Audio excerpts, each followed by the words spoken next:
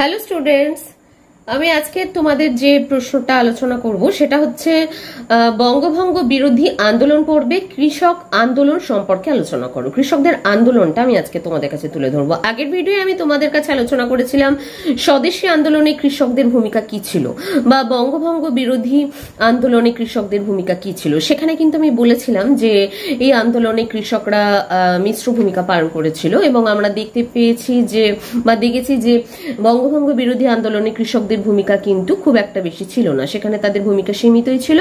তবে বেশ কয়েকটি অঞ্চলে ভারতের বেশ কয়েকটি স্থানে তারা স্বতঃস্ফূর্তভাবেই আন্দোলন করেছিল। তা সেই কৃষক আন্দোলন সম্পর্কেই আমরা এই প্রশ্নে উত্তরটা আলোচনা করব, ঠিক আছে? তাহলে আরেকবার বলি, বঙ্গভঙ্গ বিরোধী আন্দোলন পর্বে কৃষক আন্দোলন সম্পর্কে কি জানো, আজকে সেটাই আমি আলোচনা করছি।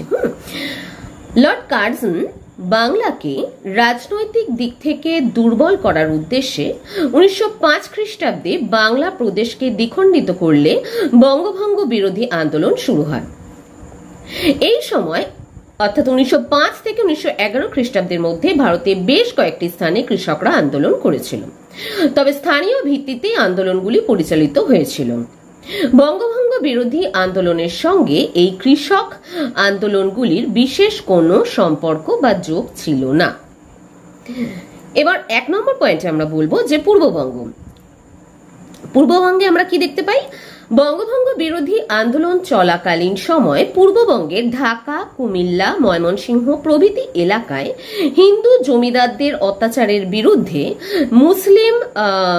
এখানে মুসলিম বানানটা একটু ভুল হয়ে গেছে গো, ওটা মুসলিম হবে, মুসলিম কৃষকরা আন্দোলন করেছিল, যা সাম্প্রদায়িক রূপ ধারণ করে বা সাম্প্রদায়িক রূপ পরিগ্রহ করেছিল।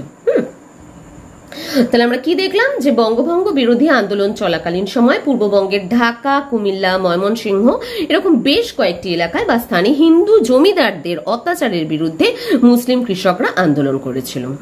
যেহেতু হিন্দু জমিদারদের বিরুদ্ধে মুসলিমরা আন্দোলন করেছিল, তাই এটা সাম্প্রদায়িক রূপ ধারণ করেছিল। আচ্ছা, এর পরের পয়েন্টে বলবো যে পাঞ্জাবে আমরা কি দেখি যে লর্ড মিন্টো 1907 খ্রিস্টাব্দে পাঞ্জাবে এক নতুন আইন চালু করে অতিরিক্ত জল কর দিতে কৃষকদের বাধ্য করেন। তাহলে জলের উপর কর বসানো হয়, অতিরিক্ত জল কর, এবং সেই জল করটা অতিরিক্ত জল কর দিতে কৃষকদের বাধ্য করেন। ফলে সেখানকার কৃষকরা লালা লাজপত রায় ও অজিত সিংহের নেতৃত্বে আন্দোলন শুরু করে।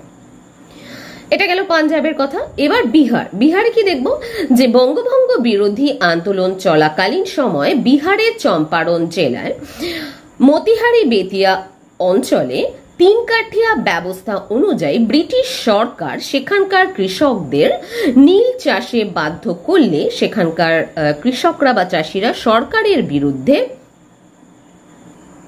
প্রতিবাদী আন্দোলন গড়ে তোলে। আচ্ছা, এর পরের পয়েন্টে বলবো মেবার। বঙ্গভঙ্গ বিরোধী আন্দোলনের সময় রাজস্থানের মেবারের উদয়পুর অঞ্চলে একটি বড় জমিদারি ছিল বিজলিয়া।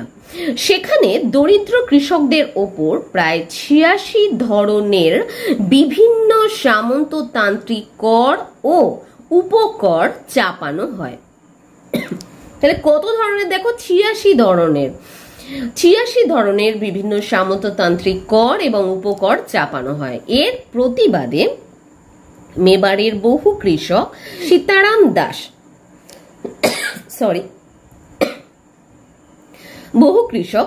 সীতারাম দাস নামে এক সাধুর নেতৃত্বে মহারানার বিরুদ্ধে কর বন্ধের আন্দোলন করে। আচ্ছা, এবার পরিশেষে কি বলবো, দেখো আমরা আগেই বলেছি যে বঙ্গভঙ্গ বিরোধী আন্দোলনের সঙ্গে এই কৃষক আন্দোলনগুলির কিন্তু কোনো বিশেষ সম্পর্ক বা যোগ ছিল না। তাই আমি পরিশেষে বলা যায় যে কৃষক সমাজের এই আন্দোলন ব্যাপক ও সর্বভারতীয় চরিত্র লাভ করতে পারেনি বা ব্যাপক ও সর্বভারতীয় চরিত্র গ্রহণ করতে পারেনি। ঠিক আছে, আজকের ভিডিওটা এই পর্যন্তই। নেক্সট ভিডিও তোমাদের কাছে আবার চলে আসছি। ওকে, বাই বাই, সবাই খুব ভালো থেকো।